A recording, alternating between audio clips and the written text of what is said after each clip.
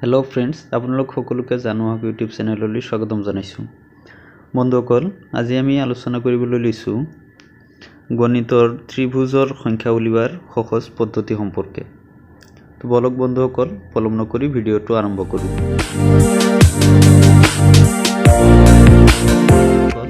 যোৱা 10 নৱেম্বৰ তাৰিখে হৈ যোৱা টেট পৰীক্ষাত এনেকুৱা ধৰণৰ এটা চিত্ৰ দিয়া হৈছিল আৰু তাত সোধা হৈছিল মুঠ কিমানটা ত্ৰিভুজ আছে।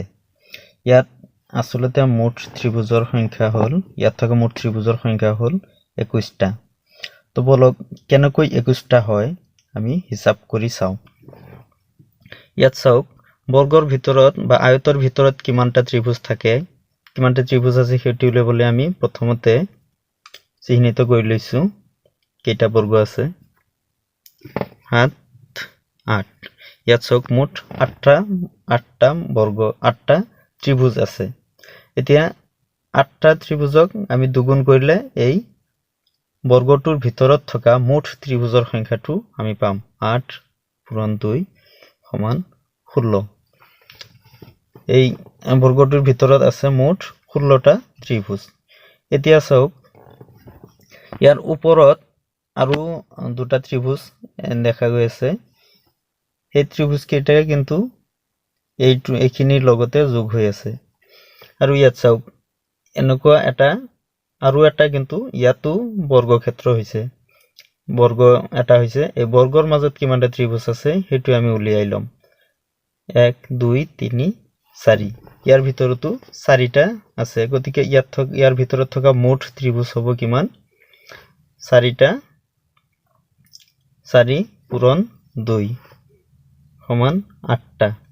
ওপৰৰ বৰ্গটোত মুঠ 8টা ত্ৰিভুজ আছে আৰু ডাঙৰ বৰ্গটোত আছে মুঠ 16টা ত্ৰিভুজ।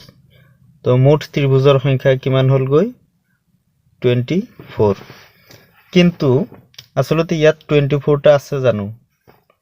নাই, কিয়নো ইয়াত চাওক, ওপৰৰ সৰু যিটো বৰ্গ হৈছিল আৰু তলৰ যিটো ডাঙৰ বৰ্গ আছিল, এই দুয়োটা বৰ্গৰ ক্ষেত্ৰতে কিন্তু এই যিখিনি ত্ৰিভুজ আছে এই পাৰ্টটো কিন্তু দুয়োটাতে সোমাই আছে। ওপৰৰ বৰ্গ আৰু তলৰ বৰ্গ দুয়োটাতে সোমাই আছে। গতিকে আমি দুবাৰকৈ হিসাব কৰিব নোৱাৰো, এইখিনি আমি এবাৰে হিসাব কৰিব লাগিব। গতিকে আমি ইয়াত কেইটা আছে সেইকেইটা আমি বাদ দিব লাগিব। ইয়াত কেইটা ত্ৰিভুজ আছে? ত্ৰিভুজৰ ভিতৰত ত্ৰিভুজ উলিওৱাৰ নিয়মটো হ'ল দুটা ত্ৰিভুজ আছে। গতিকে 1 + 2 যদি আমি কৰি দিওঁ তেনেহ'লে এই ত্ৰিভুজটোৰ ভিতৰত থকা মুঠ ত্ৰিভুজখিনি আহি যাব। 1 + 2 সমান 3টা। এই 3টা ত্ৰিভুজ যিহেতু দুবাৰকৈ হিসাব কৰা হৈছে, গতিকে ইয়াৰ পৰা এবাৰ এই 3টা বাদ দিব লাগিব। গতিকে বাদ দিলে আমাৰ টোটেল কিমান হ'ব? 24ৰ পৰা 3 গ'লে 21। গতিকে ইয়াত আসলতে মুঠ 21টা ত্ৰিভুজ আছে আৰু এইটোৱেই শুদ্ধ উত্তৰ হ'ব। গতিকে বন্ধুসকল, আশা কৰোঁ আপোনালোক সকলোৰে কনফিউজনটো দূৰ হৈছে ইয়াৰ জৰিয়তে। যদি ভিডিঅ'টো ভাল লাগে তেন্তে প্লিজ লাইক আৰু কমেণ্ট কৰি জনাব আৰু ভিডিঅ'টো শ্বেয়াৰ কৰি আনকো চোৱাৰ সুযোগ কৰি দিব। আৰু যদি মোৰ চেনেলটো এতিয়ালৈ ছাবস্ক্ৰাইব কৰা নাই তেন্তে প্লিজ ছাবস্ক্ৰাইব কৰি কাষতে থকা বেল আইকনটো প্ৰেছ কৰিবলৈ নাপাহৰিব। ধন্যবাদ। জয় আই অসম।